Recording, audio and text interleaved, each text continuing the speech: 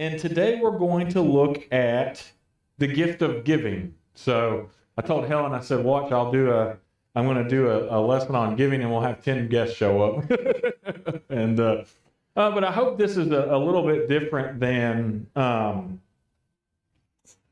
what maybe a lot of lessons or a lot of sermons or a lot of different things on giving might be, because it's not going to be a focus on just money, right? Sometimes you hear lessons and you hear different things on giving, and it's like, well, you need to make sure you're giving this much money, and if you're not giving this much money, then you're and that's part of it, right? Giving, there is a financial aspect to it and a financial side to our giving, but I hope that this comes out a little different than maybe there's something. I don't like doing lessons. I don't like doing sermons on giving, but it's actually, Jesus talked about it quite a bit.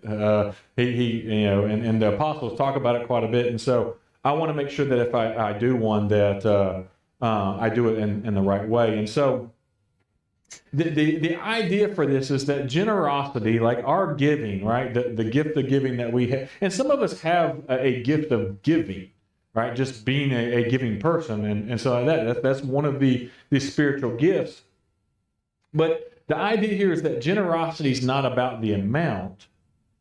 It's about trust, surrender, and spiritual maturity.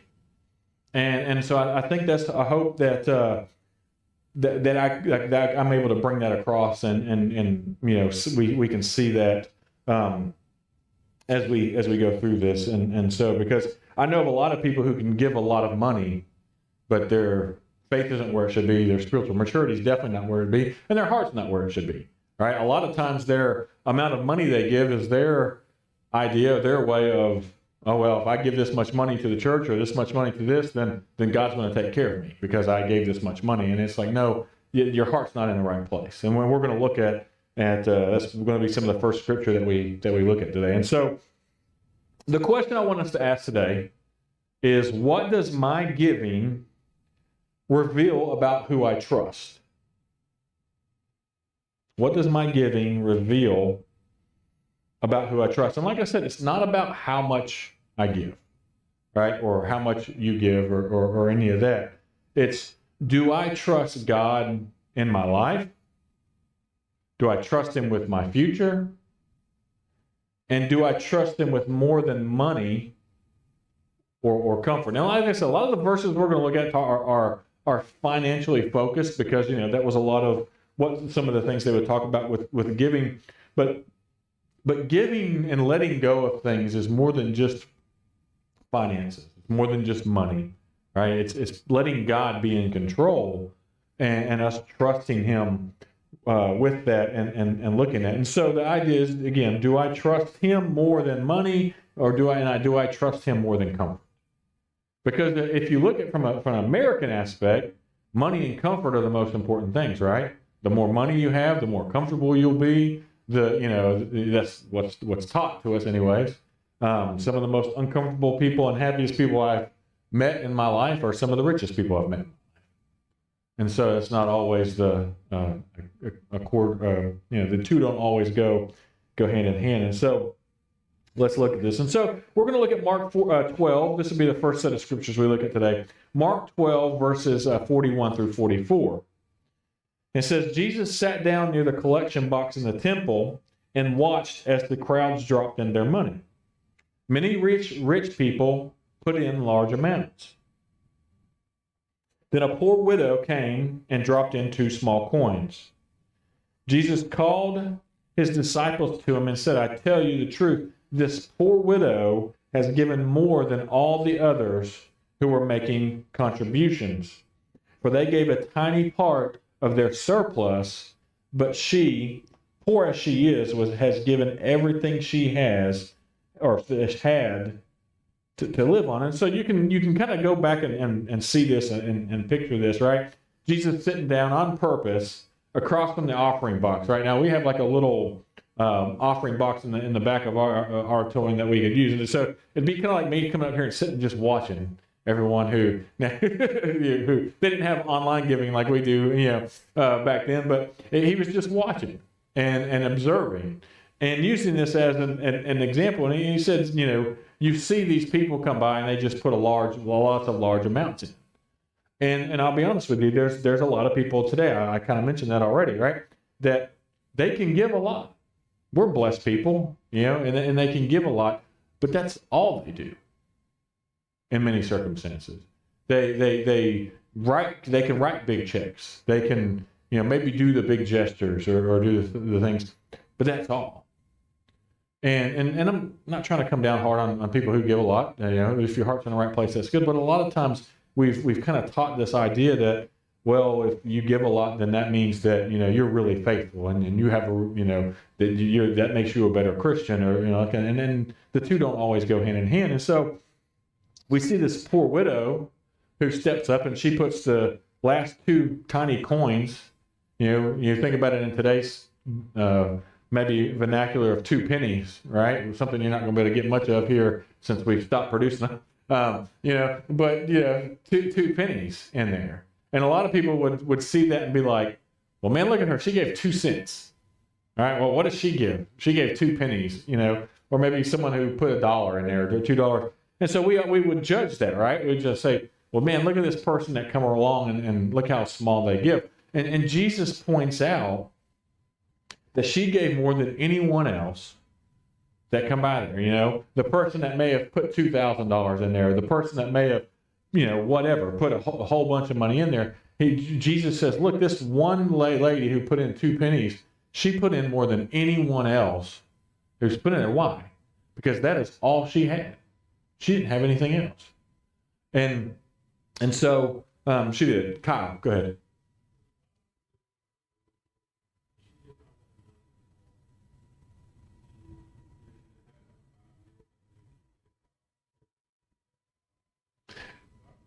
No, it doesn't. It doesn't go into what her motives were. Like, we're going to look at some verses that say that, right? That God will bless us, and whatever we give God, He's going to give back.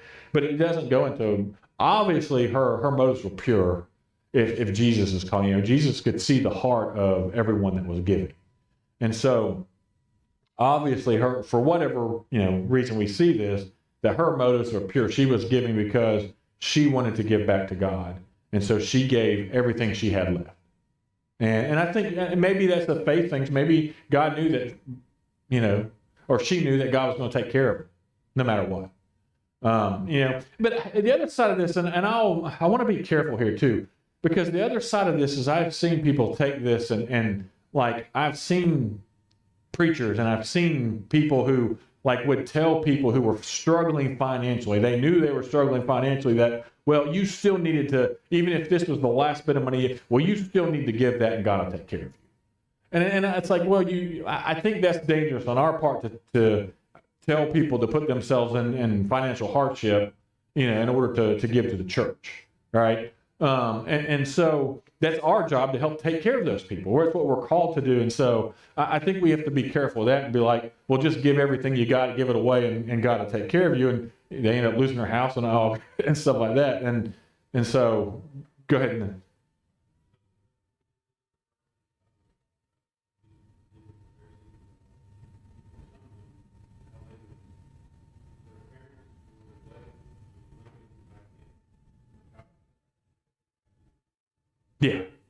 Yeah, because the Pharisees would run around and they would brag about how much they gave, right? And to let everyone know how much they gave, while their parents were, or loved ones, we'll just put it that way. I think Jesus does use the example of their parents are struggling or starving at home or struggling.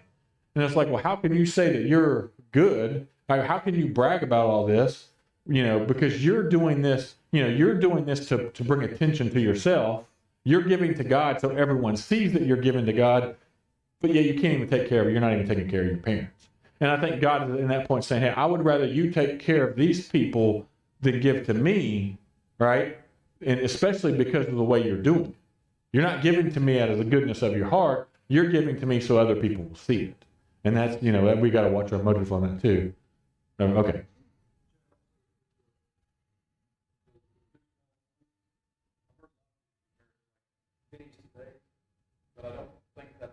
Yeah.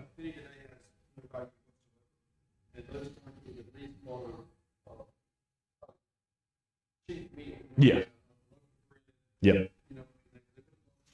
Yes. Yeah. And no, definitely, it definitely would not be. It'd probably be like maybe, well, maybe a silver dollar or something today, and that could worth what, 20, 25 bucks, maybe something like that, because it did have some value. I mean, they didn't run around with coins that couldn't buy them anything back in that day.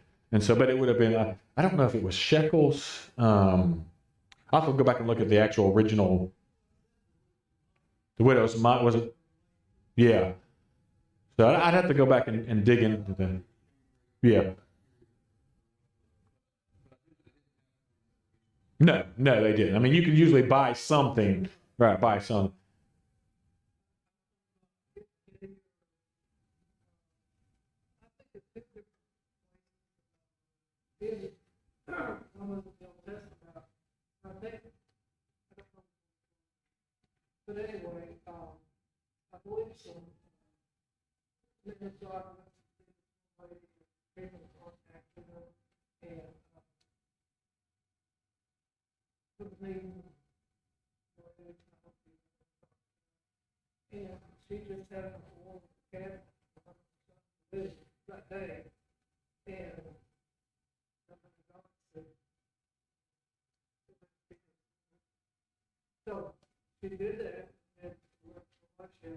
Yeah, yeah. That was one of the prophets, huh? I was thinking, I was going to say, I think it was Elijah, and so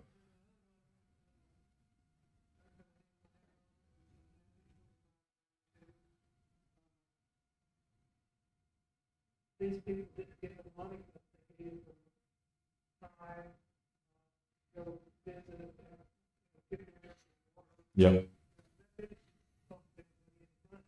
yep.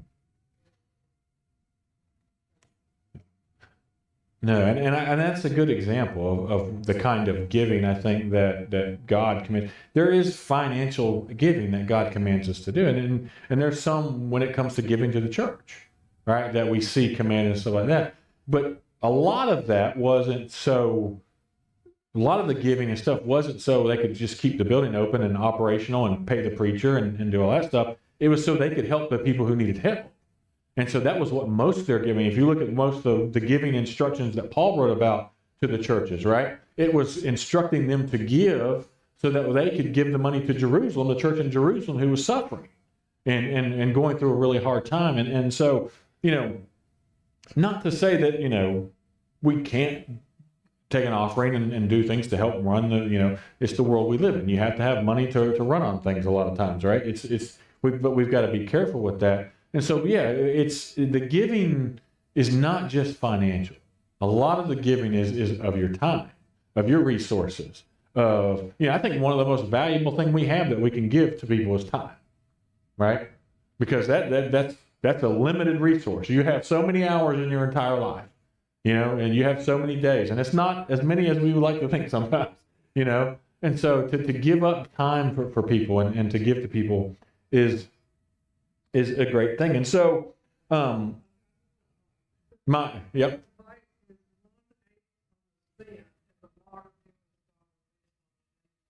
Okay. So it's not worth much at all. It would have been worth a little bit more back then. I'd have to dig into that and see what a mite could have bought back then, but it wouldn't have been a lot. Like Adam said, probably enough to get some bread or something like that.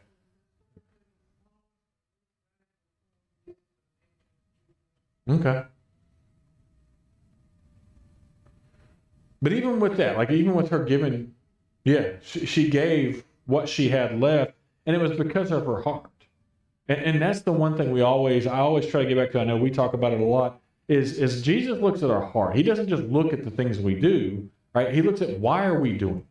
Like why are you serving? Why are you giving? Why are you helping this person out? Is it to make you look better, or is it to because your heart truly is I want to serve. I want to do what God served me, God's blessed me, so I want to bless other people.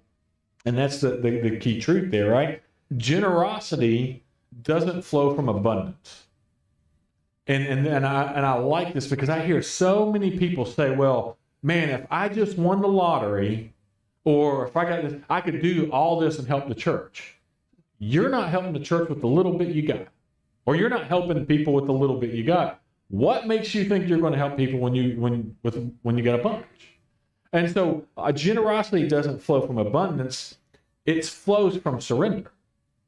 It flows from giving ourselves to God. If we give ourselves to God, then you're going to see an abundance mindset. You're going to have an abundance heart that comes out of that. And you're going to realize that you can give to people. You don't have to be a millionaire to give people, right? Some of the poorest people I've known, you know, those who don't know, like a lot of our growing up, like I lived with, like we stayed at Grandma and Grandpa's a lot. We visited a lot. We had some poor people that lived around there, right? They lived in what we call the West Virginia hollers, right? Back in the sticks. And a lot of them lived in little shacks and, you know, nothing, but they were some of the most generous people you could ever meet.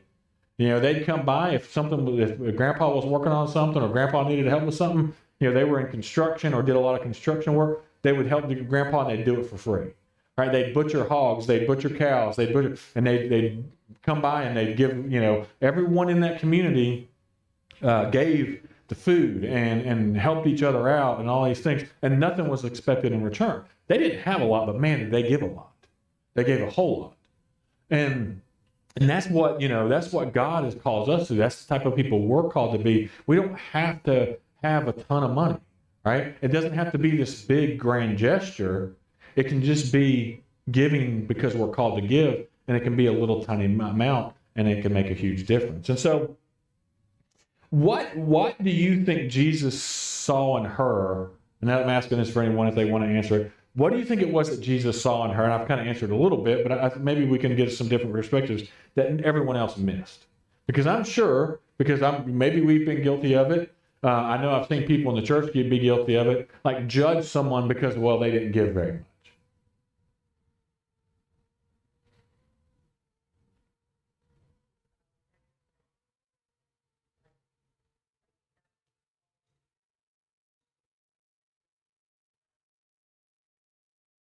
Yeah, yeah,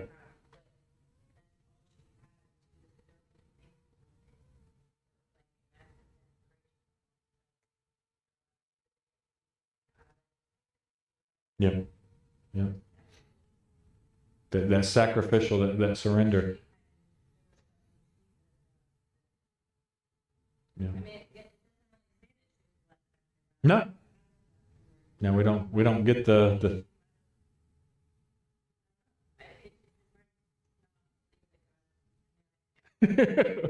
yeah, yeah, yeah. And mhm.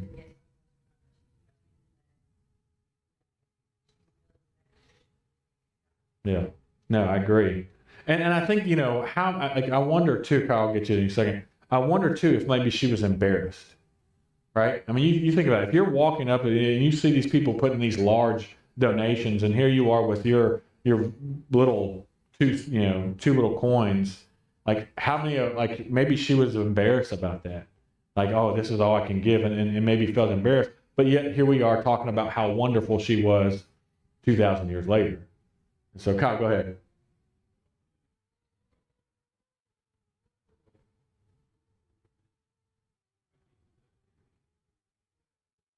Yeah.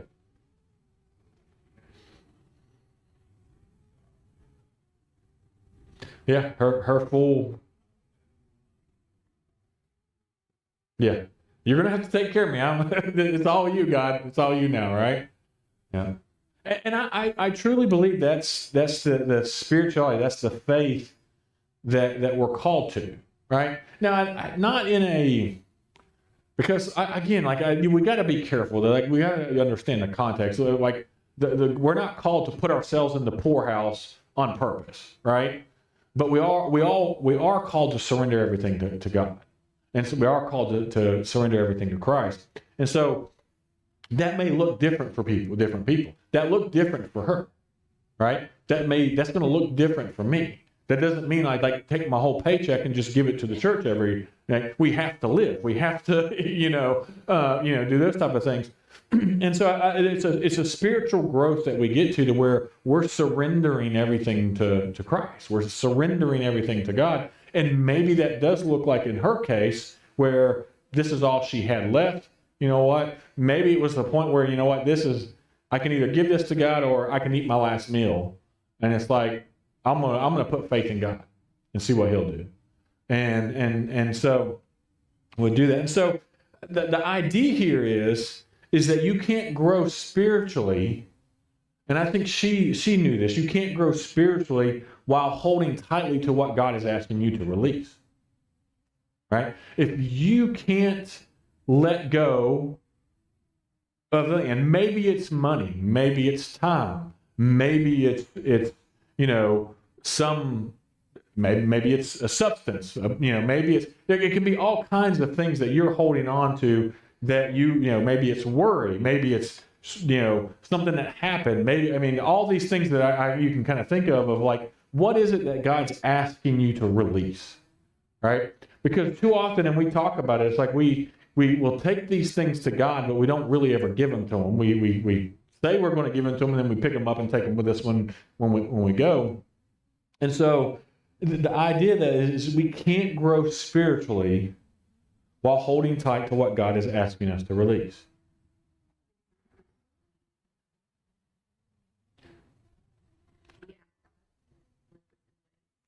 That kind of keep us in our comfort zone.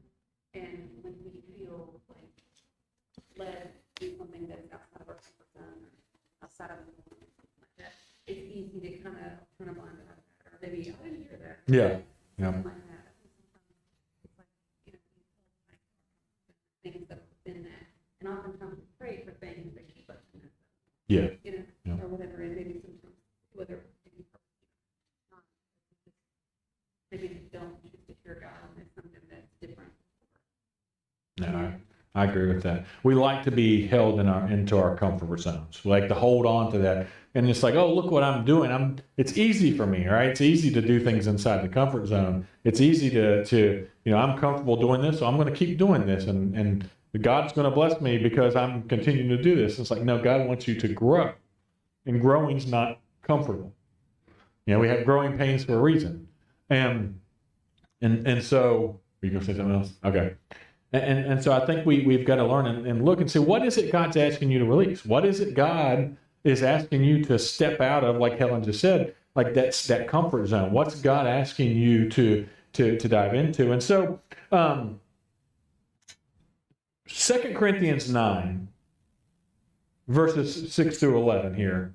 And we'll kind of hit this a little bit, because I think this ties into, as we grow spiritually and we learn to let things go, and we'll be blessed, right? God will bless us in it. Maybe not the way we think we'll be blessed, but He will. So 2 Corinthians 9, and Paul's writing here, verses 6. Remember this, a farmer who plants only a few seeds will get a small crop, but the one who plants generously will get a generous crop.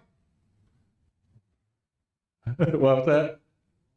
As long as it rains. I was getting ready to say a comment. It's like, some of us don't have very good green thumbs, but the idea is even if you plant one seed, right, and it grows. If I grow one seed from an orange, like I've had this happen. I got an orange tree right now. It's got oranges all over it. I planted that one seed, and how many oranges do I get? A lot. There's probably 200 or 300 oranges on that thing. Yeah, and so the farmer who plants a small crop will only get a little bit back. And so if you plant just a small thing, and sometimes we plant small crops. Why do we plant small crops? Because it's comfortable, right? This is what I know, and so I'm not going to step outside of my comfort zone and go larger or go bigger. But he says those who plant generously will get a generous crop. He doesn't say it's going to be successful every single time, but in the end, you're going to be blessed. Go ahead.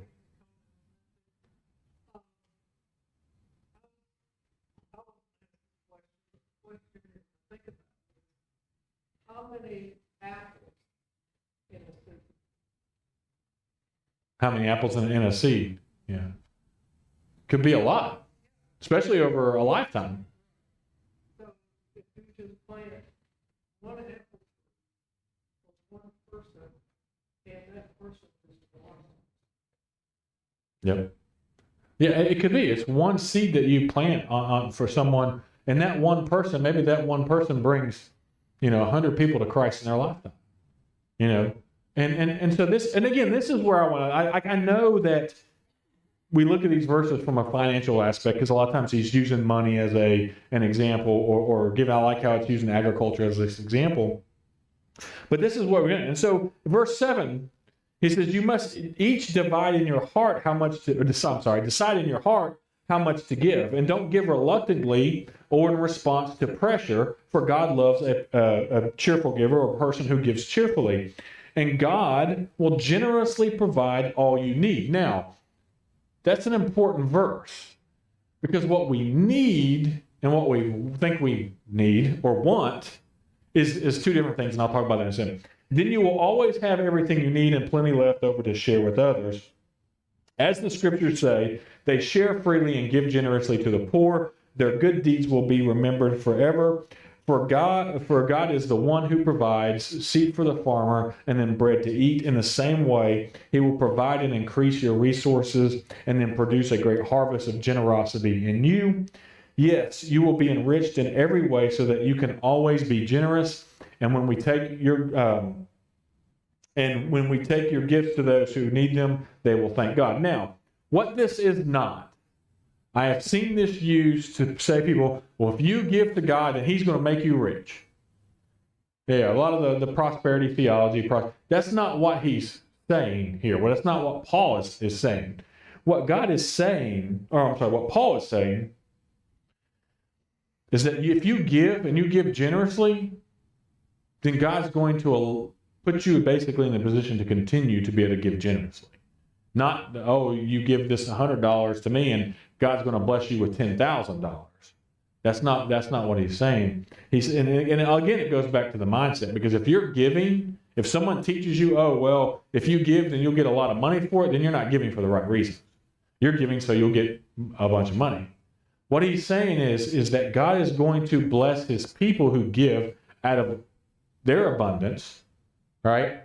So that way they can continue to give. And that's that key verse is God will give you generously based on what you need. Now, what do you really need to survive? Not a lot, right? Food, clothing, shelter, a little bit, right?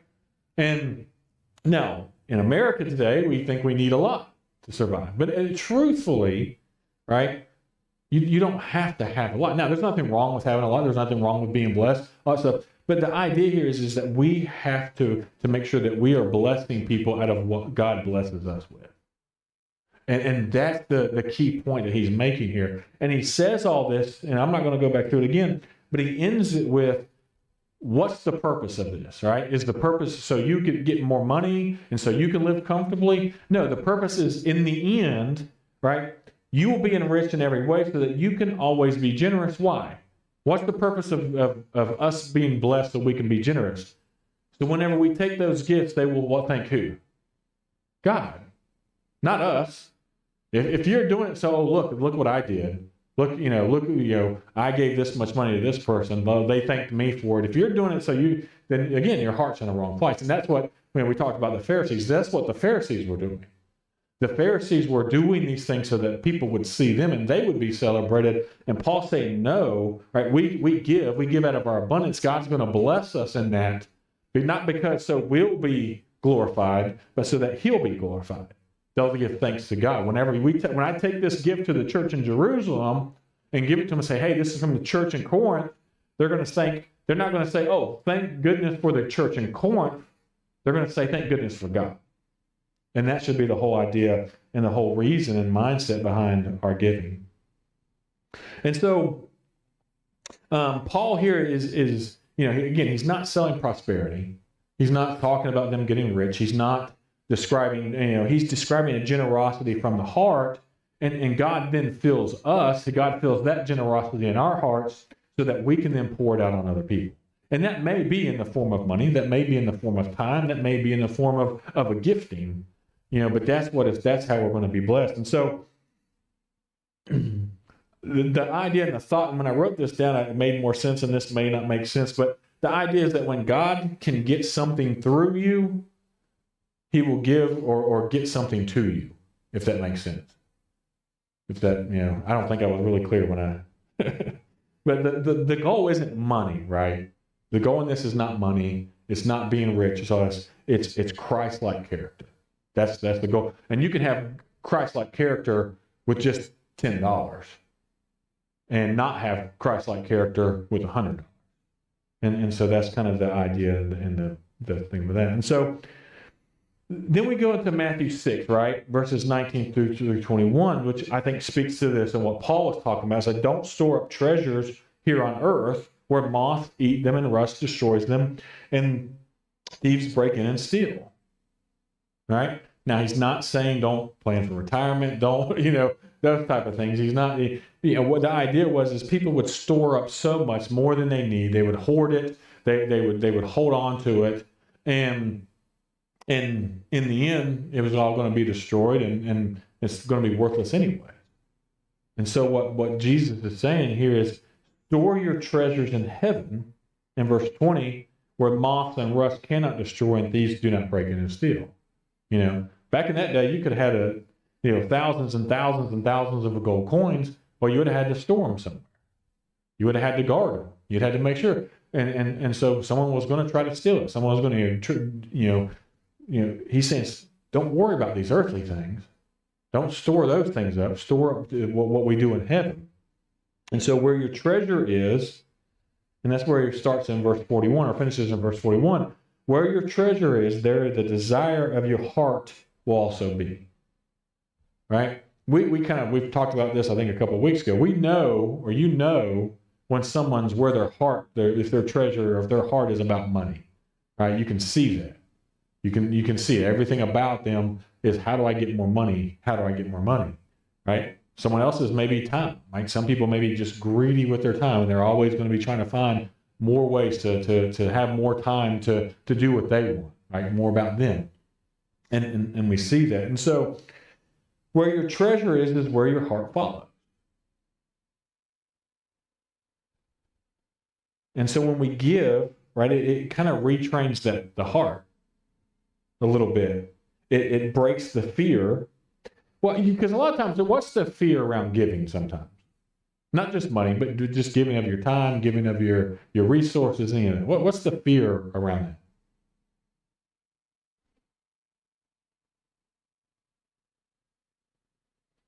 You don't know? I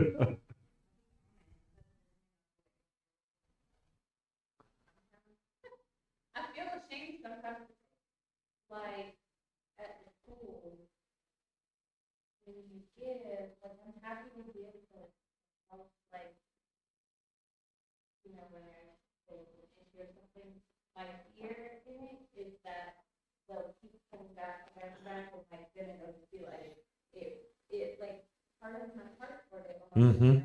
Like I still want to give, but I'm almost just like secretly because I don't want like try to figure out. Because people think it's like some of the students that I had that need to love, like it'll just have to figure out. They'll take it.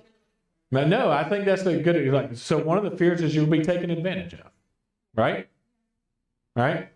Or one of the fears may be that they won't do with it what they need to do with it. And again, we don't have to talk about just money because people can take advantage of your time. People can take advantage of the money you give. People can take advantage of a lot of things. And so that's one of the fears there. I understand that. Man, sometimes I got to watch my heart because I'm like, I don't want to give these people any more money because I know what they're going to do with it. Or I don't want to give these people food because, I know they could work. I don't want to, I don't want to do, and it's like, because and what's interesting is there's very few verses on, on not giving to someone because they might take advantage of you. There's very few verses. There are verses. Right? One of the verses that come to mind is don't cast your pearls before swine. But if you actually look at the context of that, that's more or less about money. And that's more actually about don't waste your time trying to convert people who are not going to be converted. There's some, So yeah, it's like don't, and if you look at the context of the verse, I think you can apply it also to a financial and time and stuff like that as well. And so yeah, so that what it like, I think maybe there's a fear like, well, if I give, especially if I give sacrificially or do this thing, then well, there's not going to be anything left for me. Like sometimes I think there could be that fear as well, or what if I hit a hard time and I've got this savings, but then I use this savings to bless someone else who's really in need, and then what if something happens to me? And what happens if I lose my job and I don't have something to fall back on? I think there's a lot of different fears that can hold on to that. And so giving, no matter what it is you're giving of, forms trust with God. Because in the end, you're trusting that God's going to take care of that, right? Now, you may give to someone and that person take advantage of you. Now, you probably know, hey, you know what? I'm going to be careful the next time that person comes around, right? Yeah.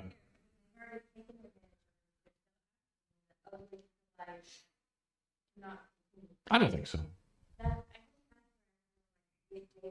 Yeah. Yeah.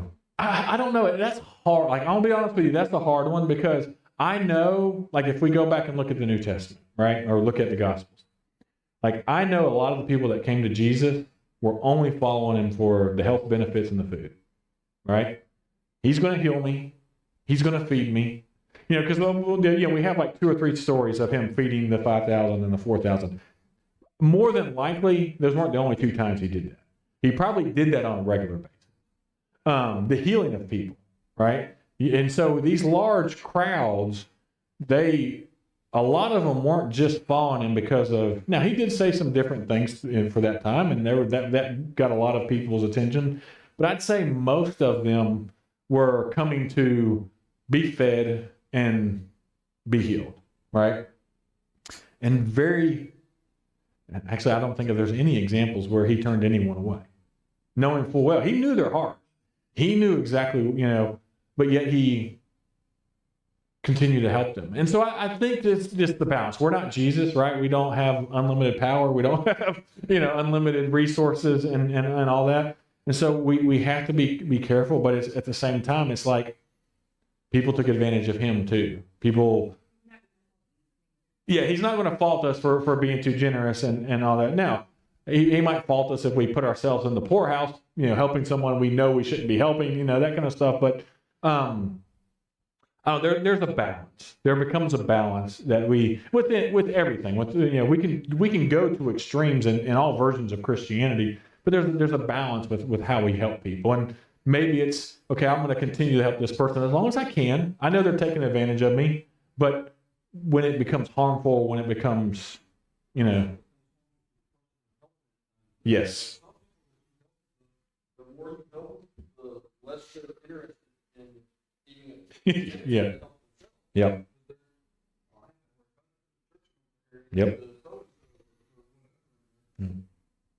And again, yep. Yeah.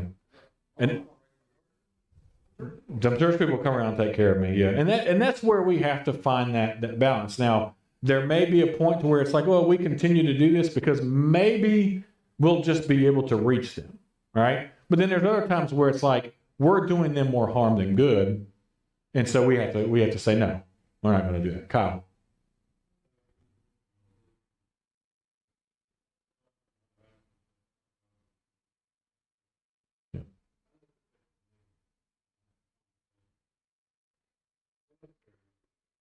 Yeah.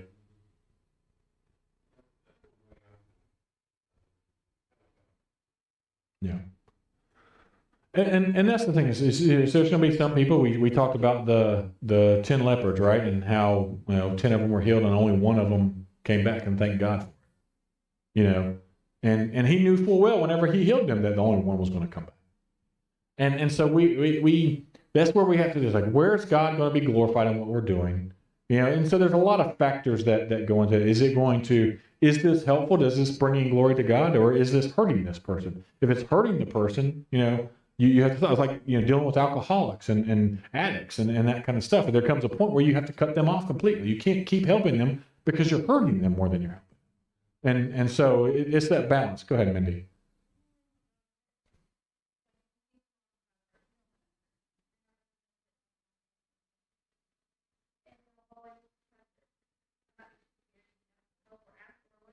But my thought is, I'm going to be stressed when I help them or not, and if they're going to be stressed Yeah. Right. Yeah.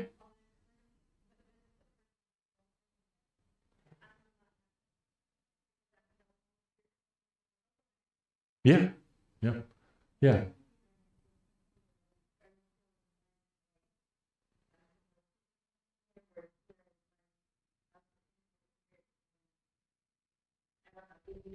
Yep.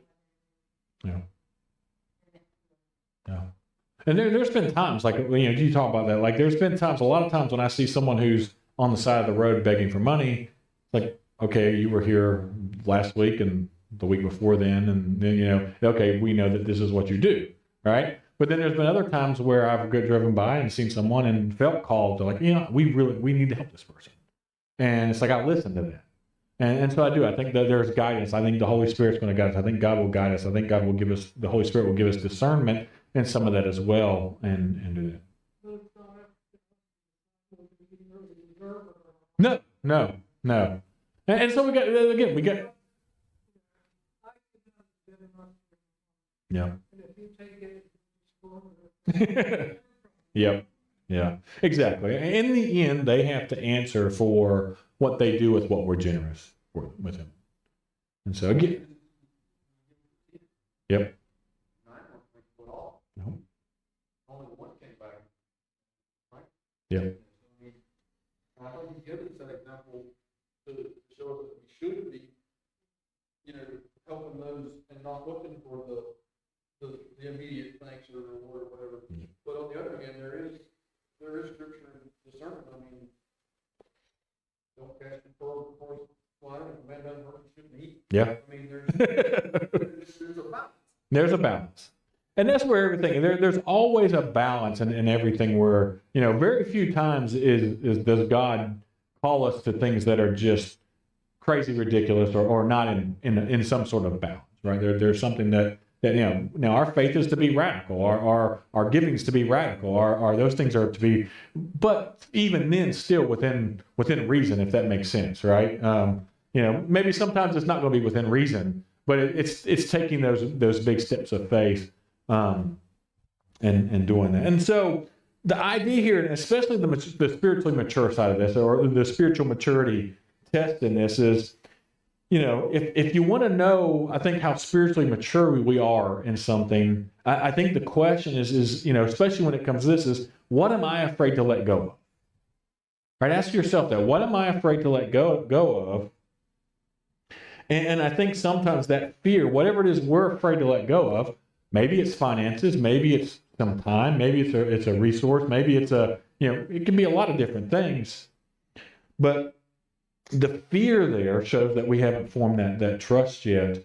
And so giving, right, I think is God's tool for loosening our fear a little bit and forming our freedom around that to trust Him, right? To put our trust in Him. And so I think in the end, giving's not transactional.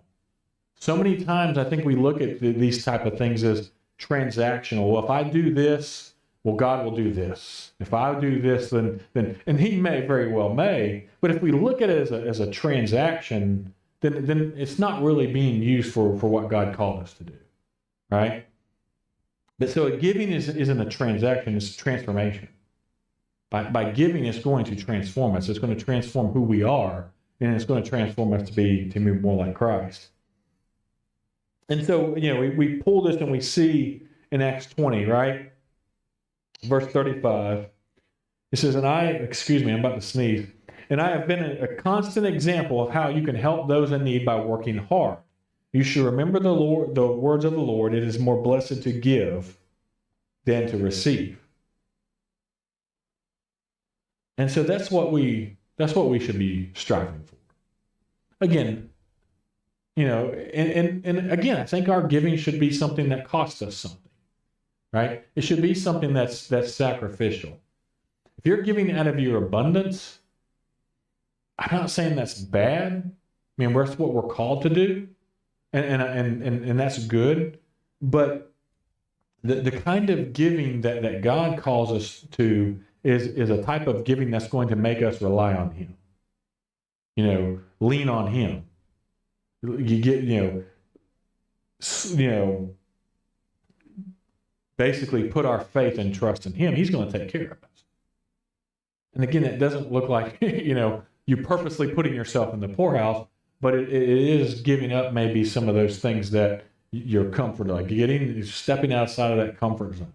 I'm not real comfortable here, but you know what? I want to put my faith in God. And I can tell you, you know, there have been times where, especially early on for me and Helen, and I saw this with my mom and dad, right? There were times where it's like, I don't know what we're going to do here, but you know what? We're still going to give. My mom and dad, man, every Sunday they gave, no matter what. There were times where it was tight, but they still were going to give to God. And every single time God showed up.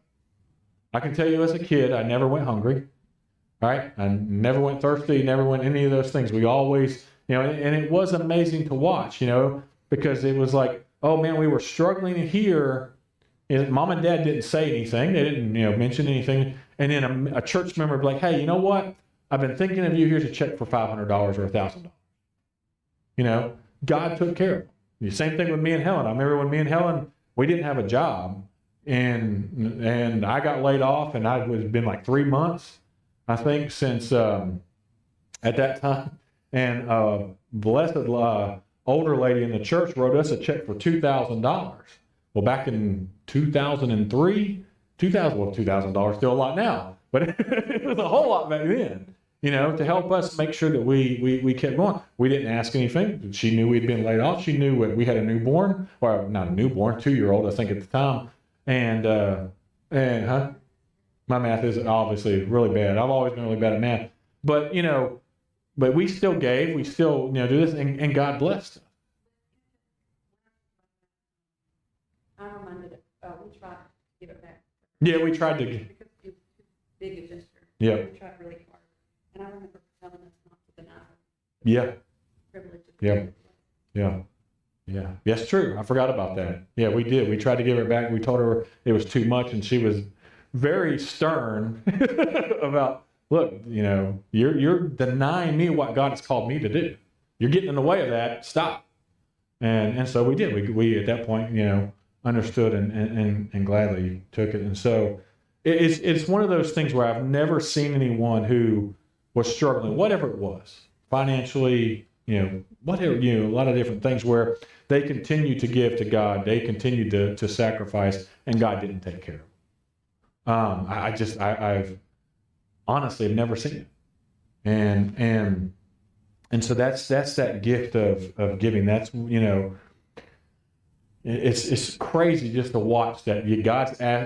God asked you to release things, let go of things, and you let go of it, and then watch Him turn around and bless you so much more than what you had before. And it's could be a lot of things. You know, like I said, it could be money, it could be possession, time, comfort. I think comfort's probably one of the biggest ones today. A lot of us are blessed with money. A lot of people are blessed with even time compared to, you know, you look at how much time we got to be on our phones and TVs and a lot of those type of things. But that comfort, right, that is one thing that we're called to not give up. It's like, oh, yeah, your comfort's one of the most important things. And maybe that's what we need to start giving up, and giving is giving up of getting out of that comfort zone, you know. But whatever it is that we're holding on to, right? This is the idea. This is the gift of giving. All right. This is what I think we're truly called to, and who we're truly called to be is you saw the New Testament church, right? And you saw Jesus when He came. All He did was give.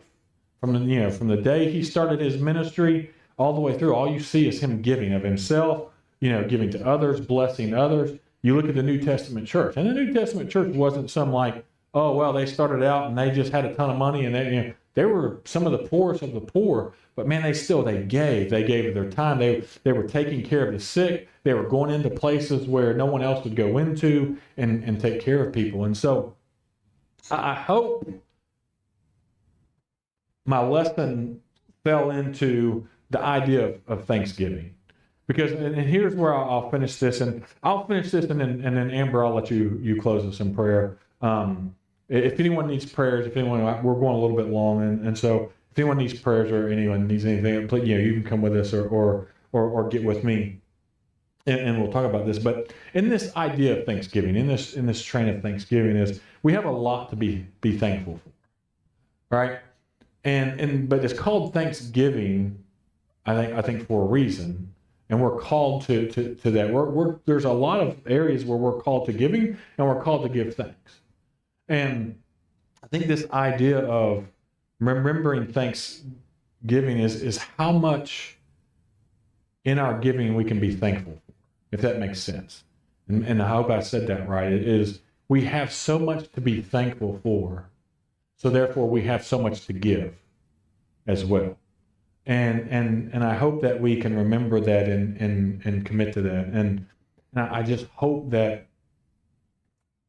as I finish this out, right, like, I think the idea is when our hearts are full of gratitude, I think our hands open naturally, right? When we're truly grateful and when we're truly, thankful for what we have, then we're going to want to bless that and bless others. And so I think, all right, that's why I use this, the idea of the hand opening, right?